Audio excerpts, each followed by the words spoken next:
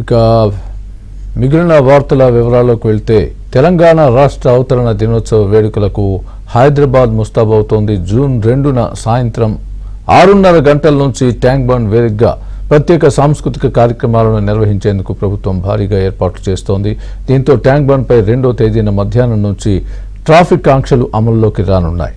Tank bund పై ఏర్పాట్లకు సంబంధించిన మరింత సమాచారం మా ప్రతినిధి నుమాన్ అందిస్తారు. నుమాన్, రాష్ట్ర అవతరణ దినోత్సవ వేడుకలకు ట్యాంక్ బండ్ కలర్ఫుల్ గా ముస్తాబవుతుంది.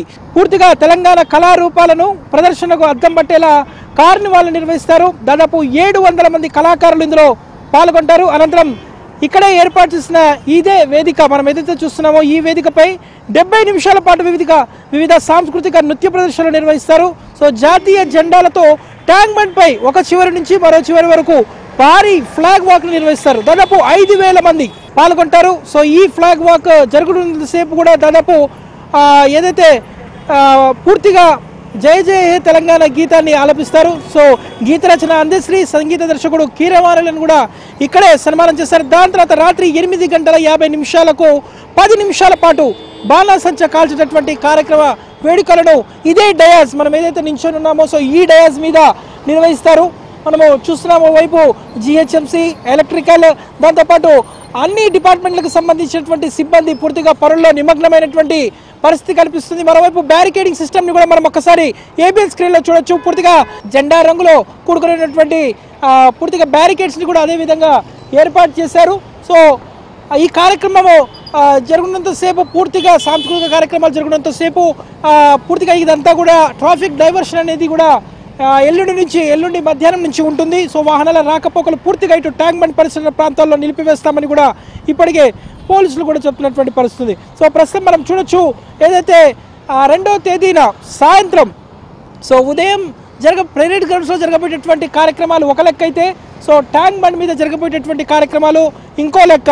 అదనపు అది అనిపించేలా కార్యక్రమాలను నిర్వహించేందుకు ఇప్పటికే ప్రభుత్వం భారీ ఏర్పాట్లను చేస్తుంది. సాయంత్రము 6:30 ట్యాంక్ బండ్ పై రాష్ట్ర అవతరణ దశాబ్ది ఉత్సవాల ముగింపు వేడుకలు ప్రారంభమవుతాయి. సో ఇక్కడే మనం చూస్తున్నాము.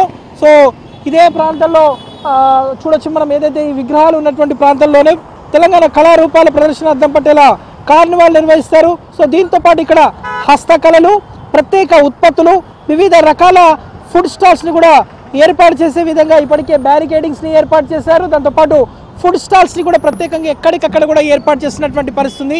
వచ్చేటటువంటి అతిథులు కానివ్వండి, సామాన్య ప్రజలు కానివ్వండి, ఎవరు కూడా ఇబ్బంది పడకుండా ప్రత్యేకంగా ఎక్కడికక్కడ కూడా ఆ పార్కింగ్ సిస్టమ్స్ ని కూడా ఏర్పాటు చేసినటువంటి పరిస్థితి కూడా మనకు కనిపిస్తుంది. మనము చూస్తున్నాము ఏదైతే ట్యాంక్ బండ్ మీద ప్రత్యేకంగా ఏర్పాట్లు అయితే శరవేగంగా ముందుకు సాగుతున్నాయి. ఇప్పటికే ఇటు జిహెచ్ఎంసీ, హెచ్ఎండిఏ అధికారులు ఎప్పటికప్పుడు కూడా ఇక్కడ ఈ పనులను కూడా పరిశీలిస్తున్నటువంటి పరిస్థితి. మరోవైపు ఆ రోజు జరగబోయేటటువంటి కార్యక్రమాలు ప్రతి ఒక్కరు కూడా ఉత్సాహంగా పాల్గొనాలంటూ కూడా ఇప్పటికే సిఎస్ శాంతికుమారి కూడా ఇటు ప్రజలను కూడా కోరినటువంటి పరిస్థితి ఉంది.